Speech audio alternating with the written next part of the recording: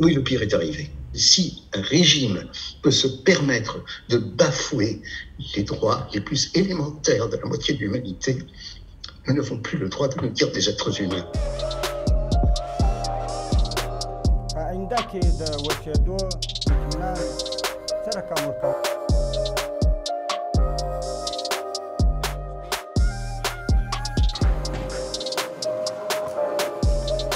Les talibans diffèrent maintenant de ceux des années 90 par leur plus grande sophistication politique, d'une part.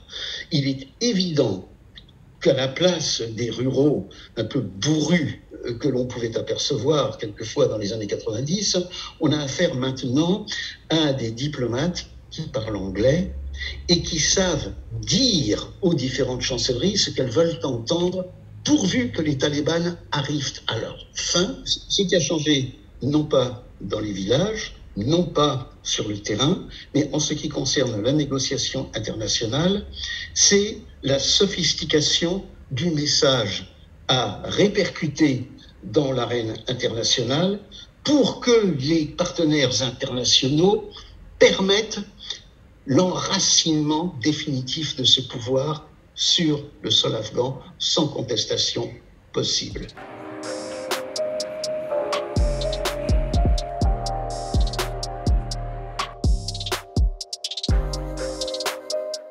Un chef taleb qui dit les filles pourront aller à l'école et qui dit ça à un négociateur des Nations Unies est en train de dire quelque chose qu'il n'est pas obligé d'appliquer chez lui, d'une part, et qui, d'autre part, peut être révoqué par le caprice du pouvoir. Pourquoi ils envoient ce message? Dans quel but? Rassurer la communauté internationale pour asseoir leur pouvoir. Le but n'est pas de faire des concessions, le but c'est d'asseoir le pouvoir. Donc, accepter ces compromis et ces concessions pour argent comptant, c'est en fait faciliter la prise de pouvoir d'un groupe politique théocratique totalitaire. Défendre les femmes afghanes, c'est défendre l'humanité. Comme dans les années 80, nous étions appelés à défendre les droits des Noirs en Afrique du Sud, parce que le déni de leurs droits était un déni de l'humanité.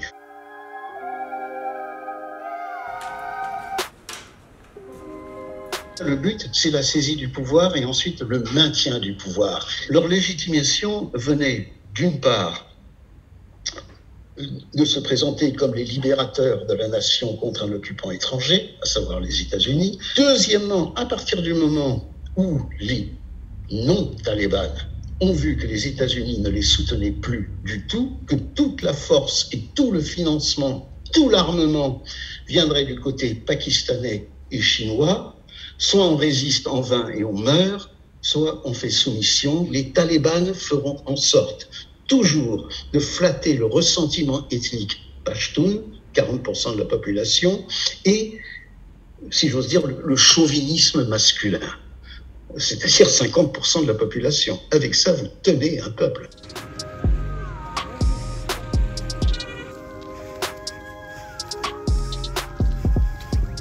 Il s'agit d'un projet de société qui s'érige de manière absolue contre la norme de la civilisation du XXIe siècle. Ce sera un émirat avec un émir conseillé par ses sages pour appliquer la charia.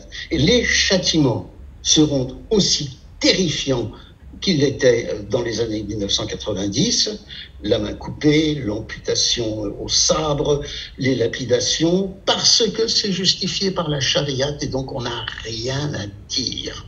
Ce sera un régime de terreur.